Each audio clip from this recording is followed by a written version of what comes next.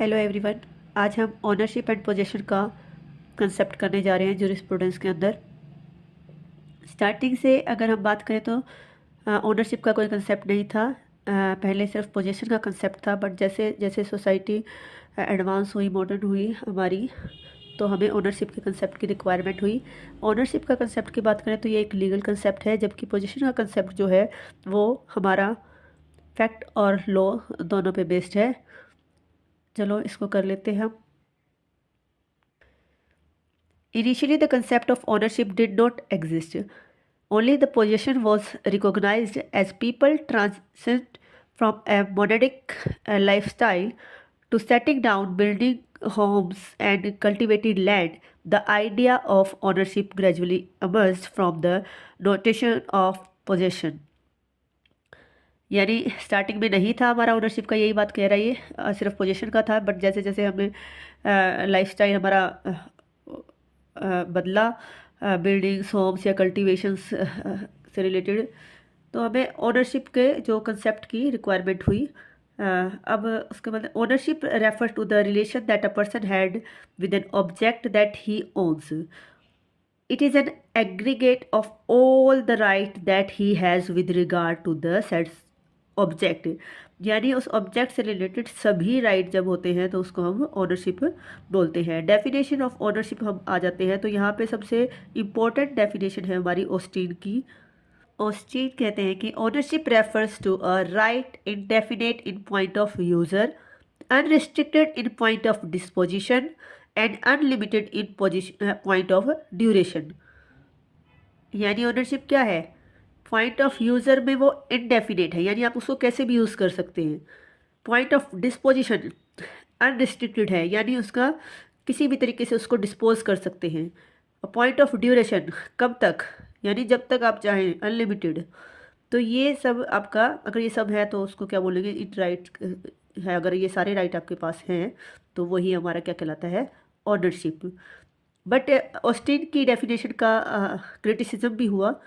Mainly criticism जो था वो ये था कि इन्होंने सिंगल राइट बताया इसको, जबकि जो ओनरशिप का राइट है वो सिंगल राइट ना होके बंडल ऑफ राइट है। तो ये हमारी डेफिनेशन है, बहुत इंपॉर्टेंट ऑस्टिन की, इसको हमें याद करना है। दूसरा जो ऑस्टिन की डेफिनेशन में जो डिस्पोज को लेके जो अनरिस्ट्रिक्शन बताई गई, तो यहाँ पे कहा गया है restriction can be impose on the power of disposal. तो रिस्ट्रिक्शन ऐसा नहीं कि रिस्ट्रिक्टेड नहीं है, रिस्ट्रिक्शन लग सकती है। तो ये भी क्रिटिसिज्म हुआ ऑस्टिन की डेफिनेशन का। Ownership is not a single right but a collection of right even if some rights are transfer to other. अब एक राइट है नहीं, बंडल ऑफ राइट है, तो उसको क्या किया जा सकता है, कुछ राइट हम ट्रांसफ़र भी कर सकते हैं। Owner can not use their property in ways that harm other और वायलेट देयर राइट। वो अपनी उसको राइट है कि वो कैसे भी अपनी प्रॉपर्टी का यूज़ करे, बट इस तरीके से नहीं कि वो किसी और को, अदर को हार्म कर दे। तो रीज़नेबल रिस्ट्रिक्शन है, ऐसा नहीं है कि वो कुछ भी करे। ओनरशिप है बट ऐसा नहीं है कि कुछ भी करे, तो रीज़नेबल रिस्ट्रिक्शन है वहाँ पे भी। तो ये सब उसका क्रिटिसिज्म था ऑस्टिन की डेफिनेशन का। आगे डेफिनेशन हम पढ़ लेते हैं। नेक्स्ट डेफिनेशन है होलैंड की। Concurring with Austin's view, Holland define ownership as the right of absolute contract over an object. According to him, ownership an aggregate of all right pertaining to the possession, enjoyment and disposition of object. तो जो Holland थे उन्होंने क्या कहा, ownership का मतलब क्या है, ओ aggregate of all rights. Right किस टाइप के, पोजेशन को लेकर, इंजॉयमेंट को लेकर या डिस्पोजिशन को लेकर उस ऑब्जेक्ट के लिए। ठीक है, तो ये हॉलैंड की डेफिनेशन थी। उसके बाद हम सेलमेंट की कर लेते हैं। Ownership in its most comprehensive significations denote the relation between a person and right that is vested in him। तो इन्होंने क्या बताया कि रिलेशन है पर्सन और राइट के बीच में। तो उसके बाद हेबर्ट की जो डेफिनेशन है उसमें क्या है, ये भी एक इम्पॉर्टेंट डेफिनेशन है। Ownership consist of 4 right which are the right of using the thing, right of excluding other from using it, right to disposal of the thing and right of destructions of the thing. तो अगर ये चारों right है तो आप उसको भी क्या बोलोगे, ओनरशिप, ये किसने कहा? हेबर्ट ने। तो ये भी एक इंपॉर्टेंट डेफिनेशन है, ऑस्टिन की, हेबर्ट की, हॉलैंड की, ये इंपॉर्टेंट डेफिनेशन है, ये आपको करनी है। आगे हम कर लेते हैं। उसके बाद पे लोग क्या बोलते हैं? According to him ownership may be described as the entirely of the power of use and disposal allowed by law. तो डेफिनेशन ऑफ ओनरशिप ऑस्टिन की दोबारा से रिवाइज कर लेते हैं। Is right that exist against every one subject to the law. Salmond क्या कहते हैं? Is relation between a person and right vested in him. Holland ने कहा, क्या कहा? Is complete control over N object. Hibbert ने क्या कहा? Is a bundle of right. Pollock ने क्या कहा? Is the power of use and disposal allowed by law. तो ये कुछ डेफिनेशन है। उसके बाद एलिमेंट ऑफ ओनरशिप पढ़ लेते हैं। Essential of ownership highlight the key of features that define the distinguish between ownership, distinguish ownership in legal term. तो क्या मेन एलिमेंट है हमारे, वो हम कर लेते हैं। इनडेफिनिट, पहला जो एलिमेंट है वो क्या है? Indefinite point of user. The owner has the liberty to use the property in any lawful manner without restriction. Other have a corresponding duty not to interfere with और यूज द प्रॉपर्टी, यानी उसको अपनी property को कैसे भी use करने का हक है और किसी और को इंटरफेयर उसमें किसी और बाकी सबकी ड्यूटी है कि वो उसके राइट पे इंटरफेयर ना करें without the owner permission. Unrestricted point of disposition. The owner has the right to transfer or dispose of the property at their will. अपने will के हिसाब से वो उसको चाहे ट्रांसफ़र करे चाहे डिस्पोज करे, वो उसकी will है, ठीक है। Right to possess. Ownership confirm the right to possess the property even if the owner is not in physical possession. They retain the legal right to take possession whenever they desire. यानी उस चीज़ को रखने का उसके पास, poses करने का उसके पास right है, ठीक है। चाहे उस टाइम पे उसके पास नहीं है, फिजिकल पोजीशन नहीं है, बट लीगली उसका राइट बनता है कि वो उस चीज़ को पोजेस करे। Right to exhaust if the property is of a consumable और exhaustible nature, the owner has the right to use it completely or exhaust it accordingly to their will. यानी जैसे यूजिंग रिसोर्स लाइक फ्यूल है या food items है, तो उसको exhaust करने का राइट भी है या उसको कम्प्लीटली यूज़ करने का राइट है, किसके पास? ओनर के पास, ठीक है। उसके बाद रेजिडरी करैक्टर। अब ये क्या है इसका element? The owner may transfer certain right related to the property such as leasing, licensing, but retain the ultimate ownership. यानी कुछ वो अपने जो राइट है वो ट्रांसफ़र कर सकता है, लेकिन अपने पास अल्टीमेट ओनरशिप जो है वो उसके पास रहती है।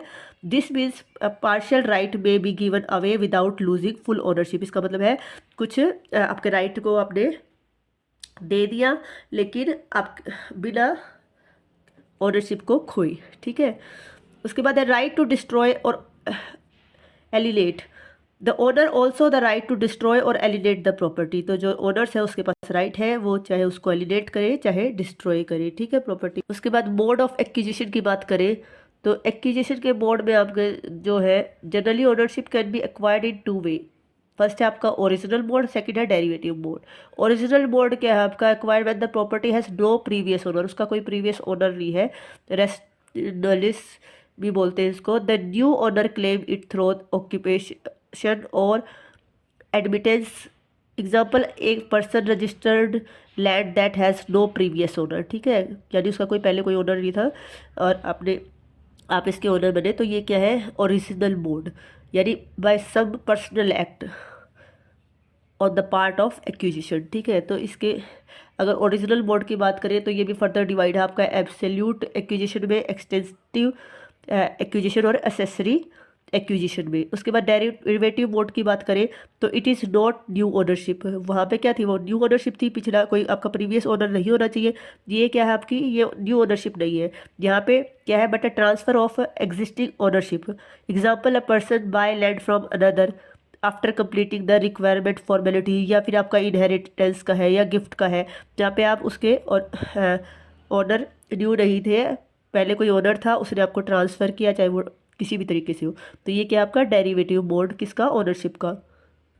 अब ओनरशिप की कैरेक्टरिस्टिक की बात करें तो एब्सोल्यूट और रिस्ट्रिक्टेड। ओनरशिप क्या हो सकती है? एब्सोल्यूट भी हो सकती है एक्सक्लूसिव राइट्स, और रिस्ट्रिक्टेड भी हो सकती है, जिसमें लिमिटेड आपके कुछ रिस्ट्रिक्शंस लगी है, लिमिटेशन लगी है। ठीक है, इमरजेंसी रिस्ट्रिक्शन भी लग सकती है। In emergency the government can requisition property with compensation determined by the authority. ठीक है, ट्रांसफर और डेथ, डेथ के टाइम पे आपका ट्रांसफर भी होती है, जैसे ownership continue after the death, property can be distributed during the owners life time. तो ये सब आपके क्या है, करेक्टरिस्टिक्स। और क्या है, राइट टू यूज़ और डिस्पोजल, आप उसको यूज़ कर सकते हैं, डिस्पोज कर सकते हैं। ओनर कैन बी डिस्पोज और destroy their property subject to legal restrictions. Disability क्या, इन्फेक्ट या मेंटलिटी, सॉरी मेंटली इनकेपेबल जो है individual, can not validly dispose of property due to lack of understanding. Tax obligation भी रख सकते हैं। Owner must pay taxes, failure to do so may result the property seize by the government. Easement, ownership में include easement और limitation और use imposed by law और agreement. तो ये कुछ उसकी करेक्टरिस्टिक्स थी किसकी, ओनरशिप की। उसके बाद हम कर लेते हैं टाइप ऑफ ओनरशिप। ये इंपॉर्टेंट है आपका, आपको टाइप याद रखनी है। टाइप आपके क्या है, corporeal and incorporeal ownership. Corporeal आपको पता ही है क्या है, टेंजिबल ऑब्जेक्ट से related, house, car, furniture. Incorporeal जहाँ आप टेंजिबल नहीं है, इंटेंजिबल है, लाइक आपके कॉपीराइट, पेटेंट है। लीगल और इक्विटेबल ओनरशिप। लीगल ओनरशिप आपका क्या था, ये आपका यानी इक्विटेबल तो आपका मोरालिटी पे है, और वो लॉ ऑफ कॉमन जो आपका है उस पे है बेस्ड।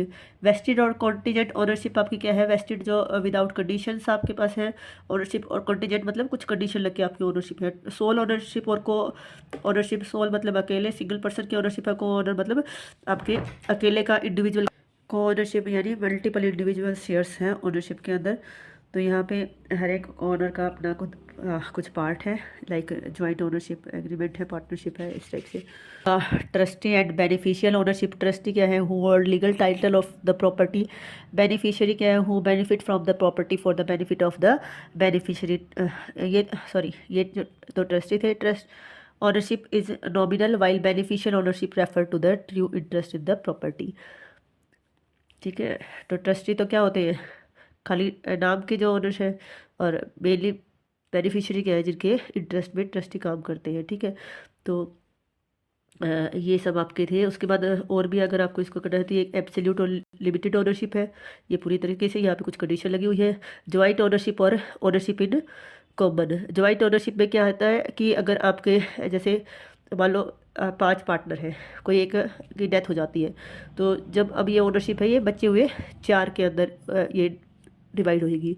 ओनरशिप इन कॉमन में क्या है, अगर किसी कोई एक्सपायर हो जाता है तो उनके हायर्स में चली जाती है। तो ये सब आपके क्या थी, आपके टाइप थी ओनरशिप की। आई होप आप सबको समझ आया होगा। Please like, share and subscribe. अब हमारे नेक्स्ट वीडियो में हम इसका पोजीशन भी करेंगे।